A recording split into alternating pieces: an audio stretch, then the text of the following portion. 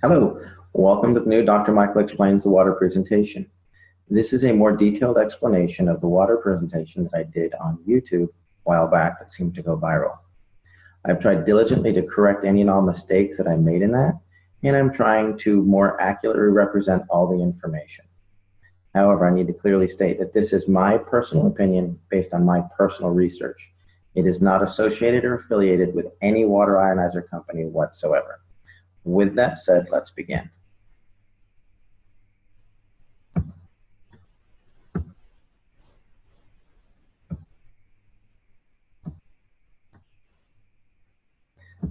There we go. Excellent. I named this presentation The Magic of Skywater because of what it did for my daughter. Many of you have asked what happened. Basically, my daughter Skylar was born back in May of 2009 with a severe case of gastroschisis. She was literally born inside out. Everything that was supposed to be on the inside was the outside. Stomach, liver, pancreas, spleen, small intestine, large intestine, bladder, and right ovary.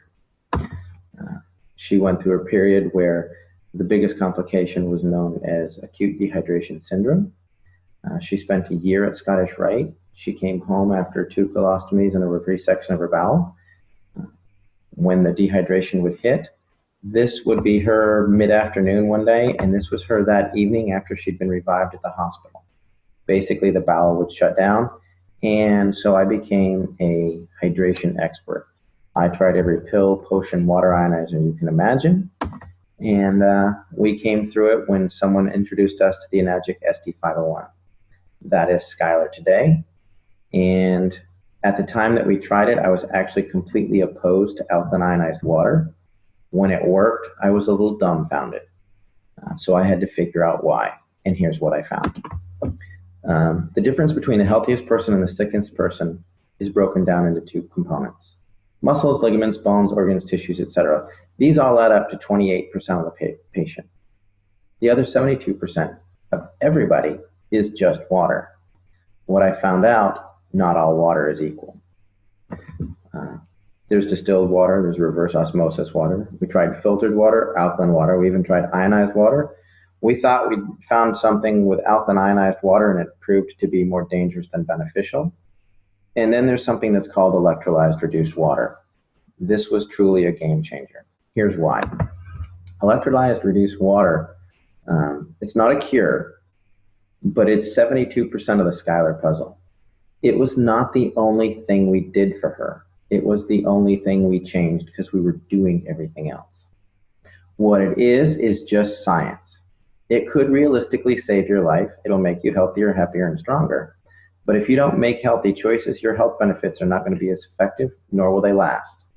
To put it simply, electrolyzed reduced water gives you the best possible 72% of your body to work with. This facilitates nutrition, detox, health, energy, healing by providing some necessary components. Let me explain. If you think of your body as a saltwater aquarium, you've got healthy organisms, filtration, you've got oxygen. If you don't take care of it, that tank gets dirty. Well, what you have to do with the human body is figure out how to clean your fish tank. The way that your body does that is through a process called cellular respiration. This is the way you basically get oxygen and nutrition into a cell, CO2 and toxins out of a cell. The main component for this is known as the aquaporin, which was discovered in 2005. And essentially, it's the high-speed plumbing system for the cells, and it's the fastest way to get the good stuff in and the bad stuff out. Let me give you a brief course on cellular respiration. If you look over here, you'll see that there's a cell. There's some hemoglobin here. There's an aquaporin here. There's a charge. And this represents a cluster of water molecules that are electrostatically stacked together. Well, as your cell compresses, it excretes CO2 and toxins. When it pops open, it brings in oxygen and nutrition.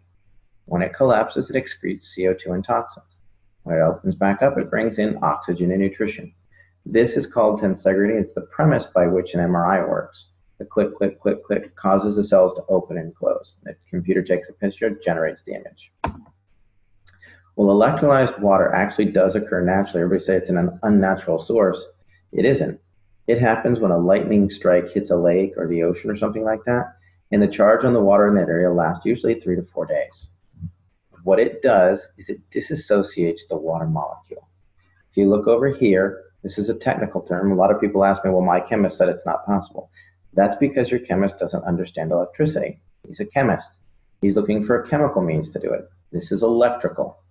When you use electricity to burst the bond, you'll take this H2O molecule and you break off a hydroxyl or a hydrogen.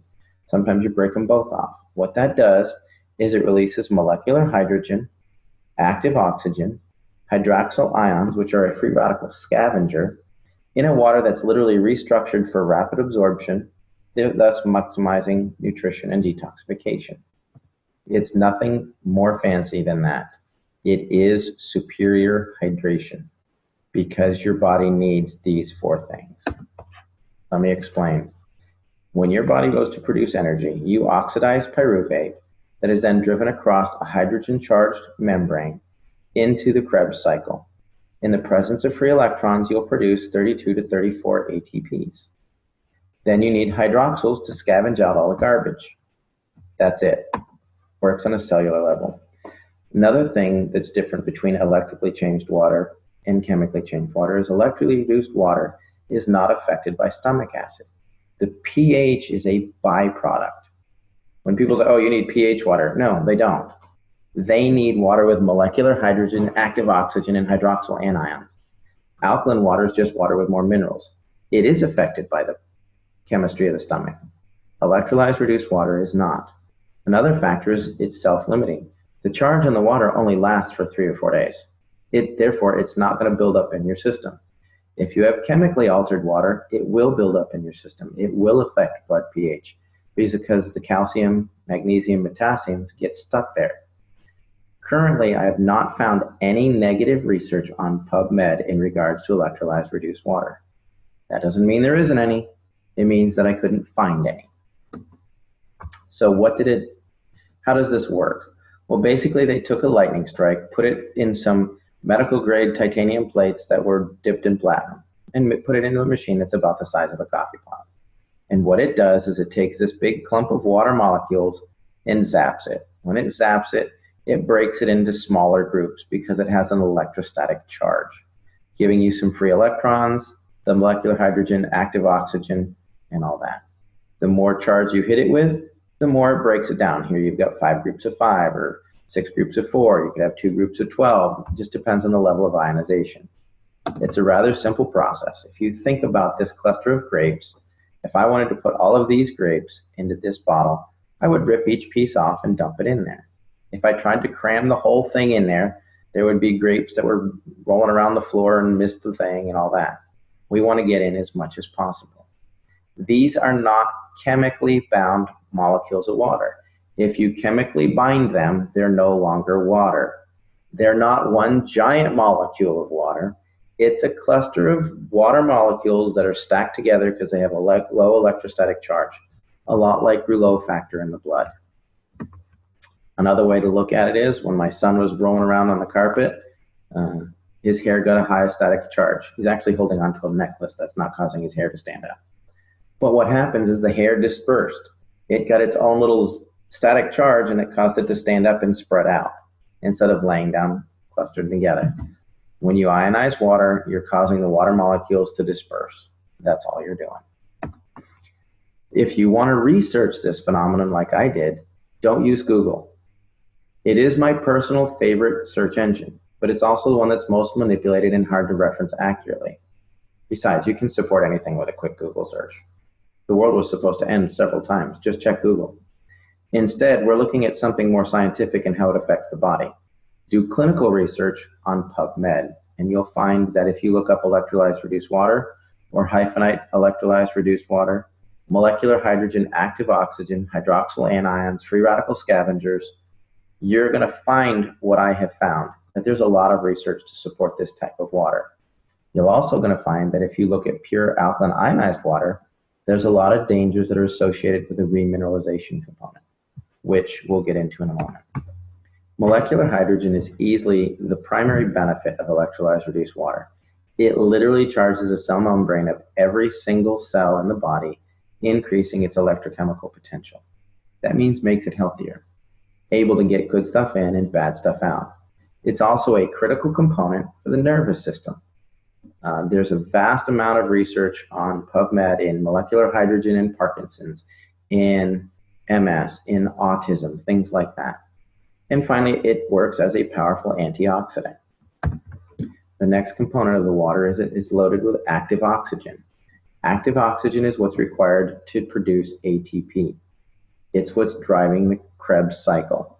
When you run out of active oxygen, your body starts to shut down because it can't work correctly. It's just like a fire. If you remove the oxygen, it goes out. Finally, there's the antioxidant and free radical scavenger components. Basically, iron in any acidic environment will start to rust. You can leave your tools from your garden outside in the rain and they're going to rust. Well, where do we have iron? We have it in hemoglobin, we talked about during cellular respiration, but we've also got it in the red blood cells. We got it in the brain, the kidneys, the lungs, the lymphatic system, the bones. If it's in an acidic environment, it's going to oxidize, which will create a toxic burden. Your body is designed to be slightly on the alkaline side. Today, we're flush with oxidative and acidic disease processes. The number one acidic disease process we have right now is cancer. It's actually, the prime cause is oxygen deficiency. You can look up Otto Warburg, there's some research on that. Don't Google it, go to PubMed, read the research. Number one acidic disease is hyperketoacidosis, which is basically diabetes. They're now causing autism, diabetes of the brain. Secondarily, all of your inflammatory diseases are acidic by nature. That's what's wrong with Skylar with her irritable bowel syndrome. Your arthritis, it's an acidic waste product. Fibromyalgia, hyperlactic acidosis. Chronic fatigue and endocrine stress is all associated with an acidic environment. And why are we becoming so acidic? Well, we drink coffee, tea, soda. There's an enormous level of reverse osmosis, water, which is misunderstood. You don't want water with the lowest parts per million of anything. That makes it acidic and it won't even carry a current. It's designed for coastal countries to have good water supply. If you do some clinical research on this, you're going to see that it's associated with MS, MD, and Alzheimer's. Most any of your bottled waters, all your big 24 packs, those are most likely reverse osmosis water that's had minerals added to it, which is dangerous in its own sense.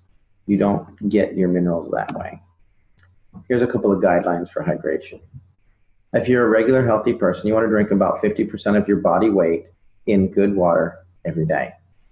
If you have acute health issues, this could be dehydration from working out in the yard, excessive level of sports, you could have the flu. You may want to drink nearly 75% of your body weight in ounces. However, if you have a chronic health issue, cancer, diabetes, something like that, you may need to drink up to 100% of your body weight in ounces. However, you got to be careful because your physician can specifically reduce your water intake for congestive heart failure, kidney disease, things like that. So why do I say that sodas and pH are important? Well, if you look at this scale over here on the left, it's red. That means it's going to make you rust. Over here, the blue will make you beautiful. This is what a typical capful of soda can do to the body. This is a 32-ounce bottle of pitcher of 9.5 water. You can see the pretty blue color. It's loaded with hydrogen, oxygen, etc., etc. This is about a tablespoon of Sprite.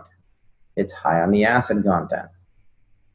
So what I did is I poured this water into this cup and ended up with a cup full of acid. It didn't dilute it at all. I then took this cup and poured it into 32 ounces. Now, mind you, this is a tablespoon of Sprite, and it destroyed 32 ounces or 2 pounds of water. Makes you think differently about going to McDonald's and supersizing it. You're literally acidifying your system. Yes, lemon juice in your water will do this as well. The reason that lemon water affects the body in an alkaline nature is it causes your pancreas to excrete an 8.8 enzyme to neutralize it. Just as a side note. Other things that we do. This was huge for Skylar. And I didn't realize it was such a big deal because we ate a lot of organic food, but you can use this water to clean your veggies. These are cherub tomatoes that I used to buy and just rip the top off and start eating them. I washed them in the 11.5 water from my SD501, and that is what came off. I was appalled. I was amazed. It tasted like they were fresh garden tomatoes. And when you smell this, it smelled like there was Windex or cleaning agents in that glass. And the reason that that happens is because all of your pesticides are petroleum based, so they don't wash off. Another thing we use it for is our pet. I thought this was funny, so I'd include it. Thanks, Henry. This looks great and all, but does your house have any Kangen water? We did the proverbial test, put out a bowl of tap water, put out Kangen water. Callie will drink the Kangen water every time. Another thing is the disinfectant aspect of this. This isn't just 2.5 strong acid. Because it has that solution chamber on the side, which 90% of all water ionizers on the market do not have. This machine produces 2.5 electrolyzed hypochlorous acid. The other machines do not. That is very important. Electrolyzed reduced water has been shown to kill MRSA, Kripke staph, E. coli staph, strep, all of that. Even worked on the C. diff. That was a problem with Skylar. None of the other water ionizers that do not have a specific saline solution can produce hypochlorous acid in an FDA-approved level. And let me explain. In 2009, 2 months before Skylar was born, the FDA approved hypochlorous acid. It's a sterilant. It will kill just about anything. They're now starting to use it in all hospitals all over the world and places like that. A lot of physicians are using it, wound care specialists. We've been heavily involved in that because of the miracles we've seen with it.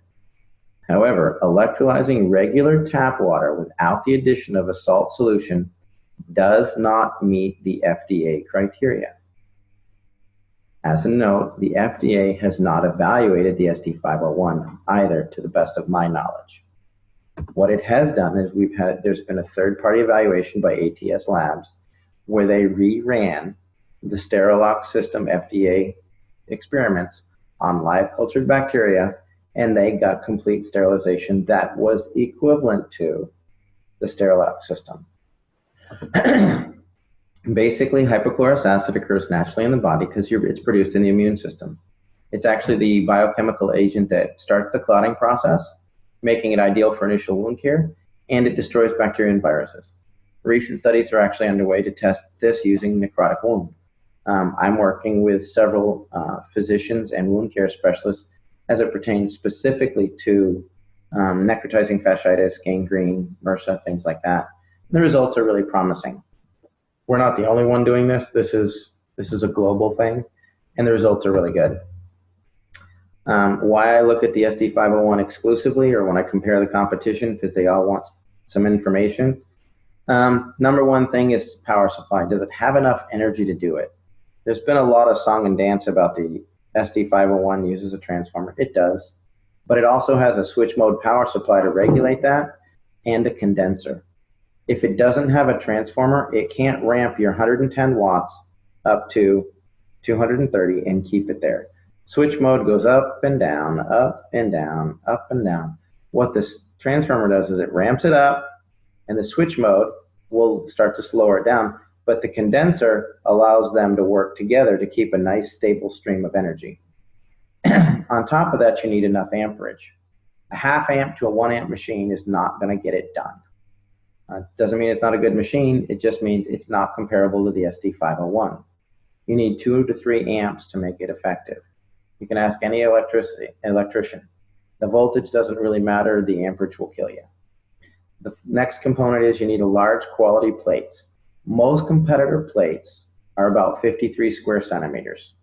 The Enagic plates are nearly 90 square centimeters each.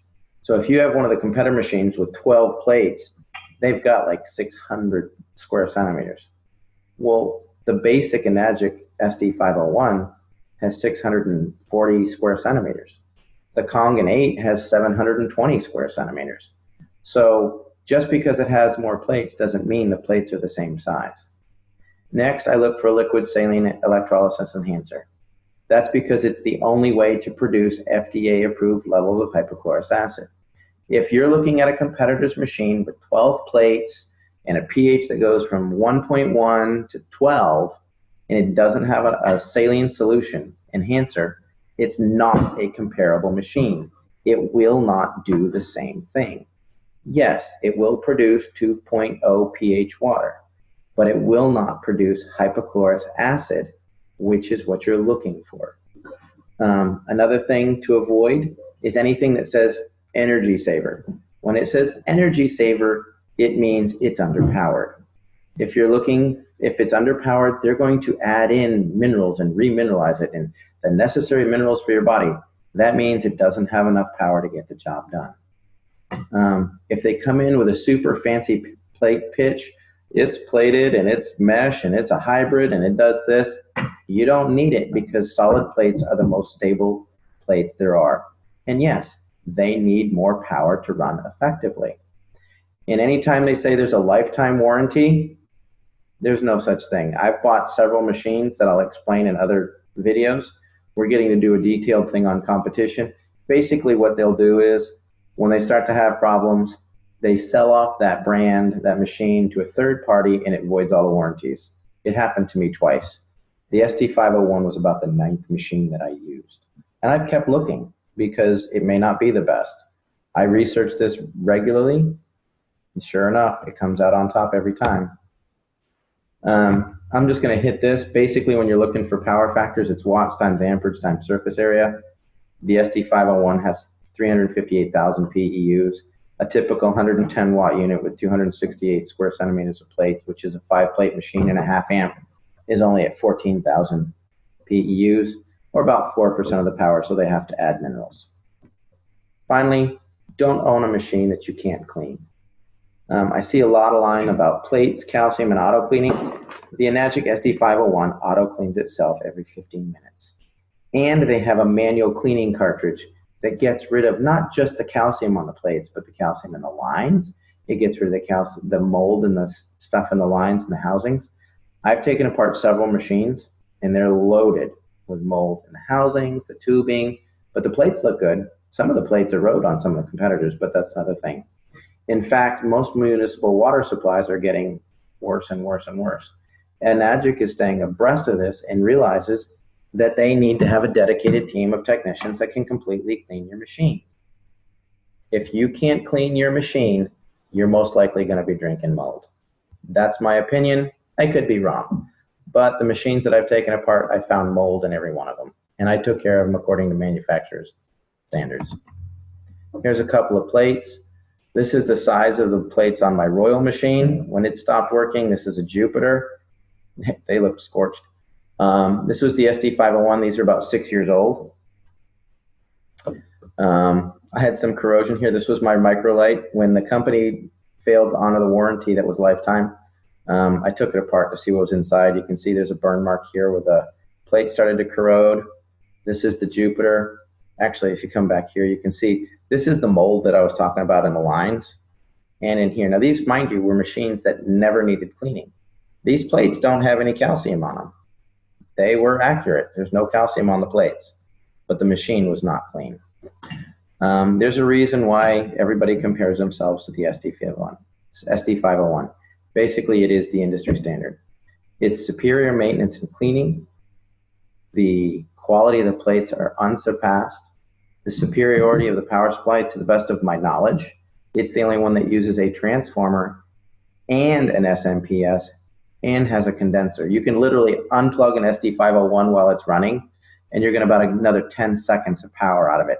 And that's just draining out the condenser that makes sure that the power stays even. It's one of the longest companies in the history of the industry. They have a wider diversity of uses for the water, the types of water it produces. And it's one of the few that actually use an electrolysis solution for hypochlorous acid. If their machine is bragging that they don't use a solution, it doesn't work. You can't use it for sterilization, period. Why I personally feel the ST501 is the best, I tried 8 or more alkaline water ionizers. Bottom line is it worked for Skylar. Within 4 days, 80% of her symptoms had resolved. She had her first solid bowel movement in 10 days. And within 6 months, she was off feeding ports. Was it the water? Yeah, because it was the only thing left to try. Did it cure her? No. We were doing a lot of things. Enzymes, probiotics. She was doing her medications. She was doing protein powders, MCT oils, medium chain triglyceride. She was doing all that. But the water was allowing it to get into the cell and the bad stuff to get out.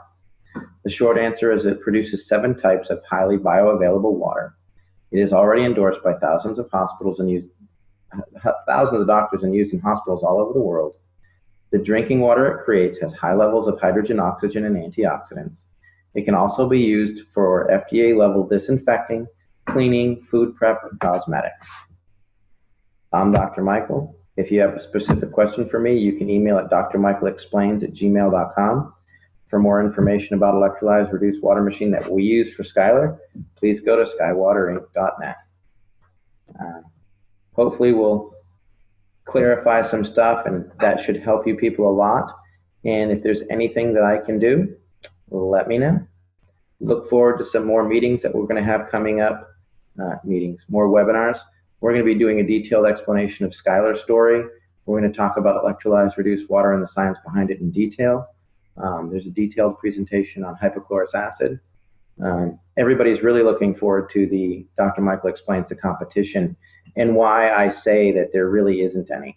By the time you buy some of the competitors, there's some that go, why the SD501 doesn't work, or it's a pyramid scheme or whatever. They honestly have no idea what they're comparing.